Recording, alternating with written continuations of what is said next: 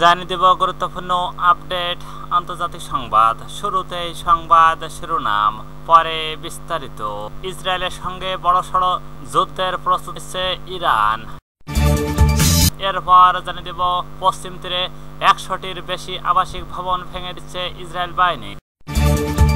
এরপর যা থাকছে ইয়েমেনে দফায় দফায় ইসরায়েলের হামলা। আরও জানিয়ে দেব 2030 সালের মধ্যে কাবুল হতে পারে বিশ্বের প্রথম পানিশূন্য শহর।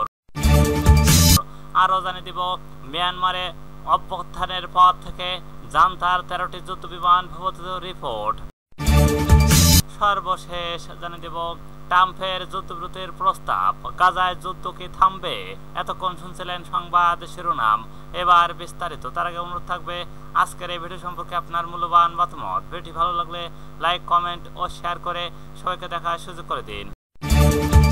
ইসরায়েলের সঙ্গে বড়সড় যুদ্ধের প্রস্তুতি নিচ্ছে ইরান।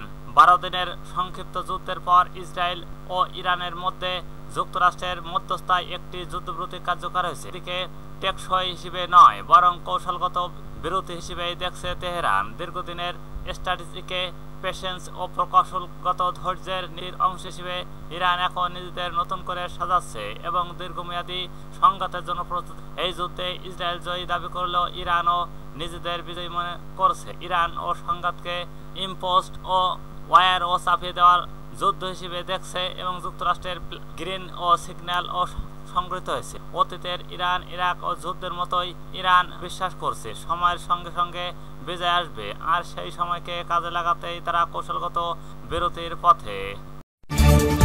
পশ্চিম তীরে 100টির বেশি আবাসিক ভবন ভেঙে দিচ্ছে ইসরায়েল বাহিনী। অধিকৃত পশ্চিম তীরের তুলকারেম ও শরণার্থী শিবিরে অভ্যন্তরে আল মোরাব্বা এলাকায় 100টির বেশি আবাসিক ভবন ধ্বংস করার পরিকল্পনা অংশ হিসেবে ফিলিস্তিনের বাড়ি ঘর ভেঙে ফেলা শুরু করেছে দখলদার ইসরায়েল বাহিনী। সোমবার 7 জুলাই লাইভ প্রতিদিন আল জাজিরার এই তথ্য জানিয়েছেন। ইয়েমেনে দফায় দফায় ইসরায়েলের হামলা।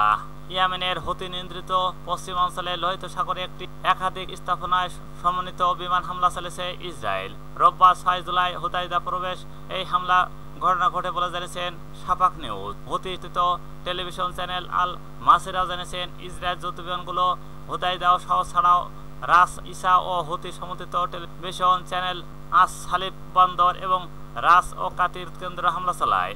এই সব লক্ষ্যবস্তু অঞ্চলটির কৌশলগত দিক থেকে গুরুত্বপূর্ণ হিসেবে পরিচিত। হুতিদের দাবি হামলার সময় তারা শক্তিশালী বিমান প্রতিরক্ষা ব্যবস্থা সক্রিয় করে এবং দেশীয় প্রযুক্তি তৈরি ক্ষেপণাস্ত্র ব্যবহার করে পাল্টা প্রতিরোধ গড়ে তোলে। হুতিদের সামরিক মুখপাত্র ব্রিগেডিয়ার জেনারেল ইয়াহিয়া সারি দাবি করেন তাদের প্রতিরোধের মুখে কয়েকটি ইসরায়েলি বিমান পিছু উঠতে বাধ্য হয়, তবে এই দাবিগুলো সত্য কিনা তা যাচাই করা এখনও সম্ভব হয়নি। এই ঘটনায় এখন পর্যন্ত হতাহত বা বড় ধরনের ক্ষয়ক্ষতির কোনো নিশ্চিত তথ্য পাওয়া যায়নি। 2030 সালের মধ্যে কাবুল হতে পারে বিশ্বের প্রথম পানিশূন্য শহর।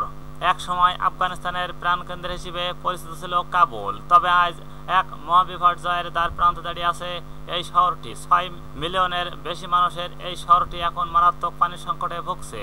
এমনকি আন্তর্জাতিক সংস্থাগুলো সতর্ক করে বলছে যদি বর্তমান অবস্থা অব্যাহত থাকে তাহলে 2030 সালের মধ্যে কাবুল হতে পারে পৃথিবীর প্রথম বড় শহর যেখানে এক ফোঁটা পানি থাকবে না। প্রায় 30 লাখ মানুষের স্থানচ্যুতি ঘটতে পারে বলে আশঙ্কা করা হচ্ছে। মিয়ানমারে অভ্যুত্থানের পর থেকে জান্তার 13টি বিমান ভূপাতিত রিপোর্ট।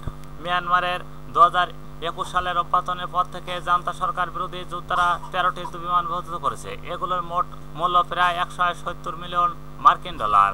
কাচিন ডিফেন্স ও আর্মি কেআইএ এবং তার মিত্ররা কাচিন রাজ্য ও উত্তর শান রাজ্যর আকাশে 5টি বিমান গুলি করে ভূপাতিত করেছে।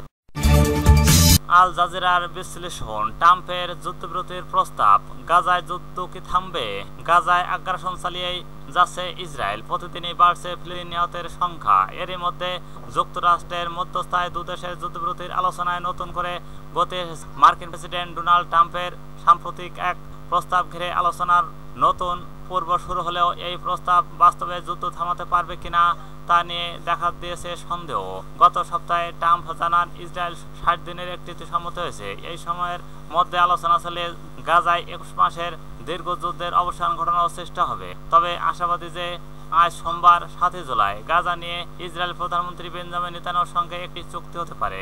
অপরদিকে কিছু সংশোধন সহ হামাস ও মধ্যস্থকারীদের কাছে ইতিবাচক প্রতিক্রিয়া জানিয়েছেন। তবে নেতানিয়াহু এই সংশোধনগুলোকে অগ্রহণযোগ্য বলে মন্তব্য করলেও বর্তমানে কাতারের আলোচনার অংশ নিয়েছে ইসরায়েল প্রতিনিধি দল।